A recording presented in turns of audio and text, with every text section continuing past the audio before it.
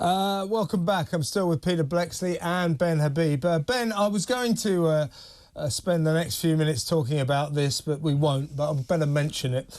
Labour's dropped the sensible Tory plans, cost-cutting plans to slash the civil service numbers, so we're going to carry on with this great, unwieldy, inefficient blob that very rarely bother to even go to work. They all work from home. But Baroness Jenkin of Kennington has had to or felt it necessary to table a question to the government as to what the government's policy is on civil servants wearing fetish clothes to work. That's because staff at the Department of Work and Pensions have objected to their trans woman colleague, someone called Seorsa Amathea Tweedale, crazy name, crazy girl, her habit of donning fishnets, skyscraper high heels, chokers and the like to the office. Ridiculous. I mean, it's just ridiculous. So the policy should be come to work dressed properly, you idiot. Let's just forget about this. This is just madness. By the way, I noticed Labour are also dropping legislation to stop frontline medical workers, etc., public service workers going on strike quite so much. So we can see we're in the hands of left-wing ideologues who are going to make this country a much worse place. But let's continue with that discussion we were having before the break, because I think it's more important. I mean, your thoughts on a government that, as I said earlier, Peter agrees, Keir Starmer won't confront the truth. He won't. He's trying to mischaracterise what's going on as purely the work of a few right-wing thugs. Yeah. While they are to be deplored, their methods are terrible, but if Keir Starmer thinks just arresting a few EDL thugs will cure this problem, I've got bad news for him. It won't, will it? No, it won't. And we've got to reject this categorization as being far right. It's the way to rubbish people who are proud and desirous for the United Kingdom to do well. It's the way to push us aside and win the debate before you've actually had to have the debate.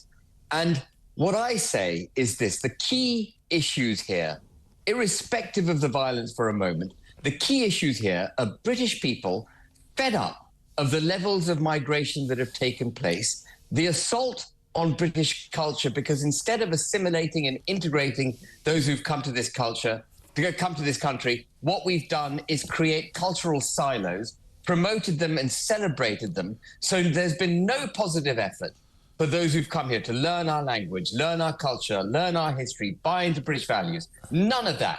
And then, of course, there's the economic issues.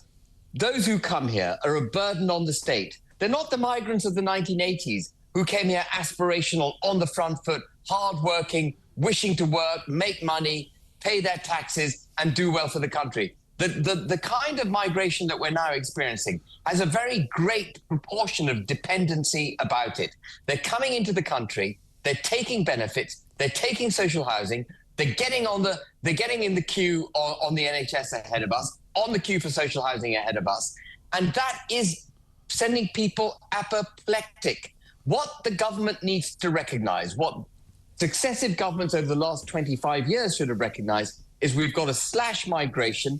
Both legal and obviously illegal migration must be stopped in the most forceful of manners. And we've got to then integrate those who are here so that we have a settled culture. You can't have a nation state, you can't have a society if it doesn't have a shared culture and a shared language. There are critical components. That's what people are crying out for. A shared, settled, harmonious society where everyone is equal, where ethnic minorities are not put first because they happen to have a particular skin colour. Starmer goes on about people being targeted because they have a skin colour and a particular faith. Well, that's precisely what he's doing. He is promoting people of a particular skin colour. He is promoting people of a particular faith to the detriment of the majority in this country. And that's what people are objecting to. That's got to stop. Exactly right, Ben. And the people who are objecting to that are not all far-right thugs. Millions of them are law-abiding citizens who have deep concerns. Let me ask Peter Blexley what he thinks. I mean, what we're talking about here is a fear of Islamification. Now, we have to preface this quite rightly by saying the vast majority of Muslims who live in this country are good British citizens who just want to do the same as the rest of us, feed their kids, put a roof over their heads, hard-working people. That's but we know there's a small minority who want Sharia law. They are not content with trying to fit in with our society. They want to control it. That's what the fear is, isn't it? Yesterday afternoon, a retired chief superintendent who had a glittering police career rang me up. We've become sort of buddies. And he said, 30 years ago, when he was an inspector or chief inspector and was in charge of community relations at the time, he attended a meeting with two very senior imams who were dressed in white and their caps were embroidered in a very expensive kind of way, which apparently signified their seniority. Okay. And he turned round to my pal at the time and said, ultimately, our aim is to make Britain an Islamic state. OK? And he was very taken aback by this. We didn't have anywhere near the number of Muslims in the UK that we had then 30 years ago.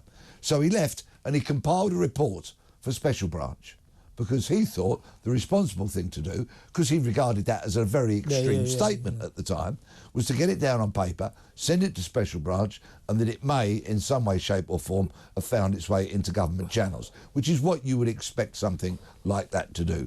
He said, looking by the way this country is going, I fear it probably ended up in the bin.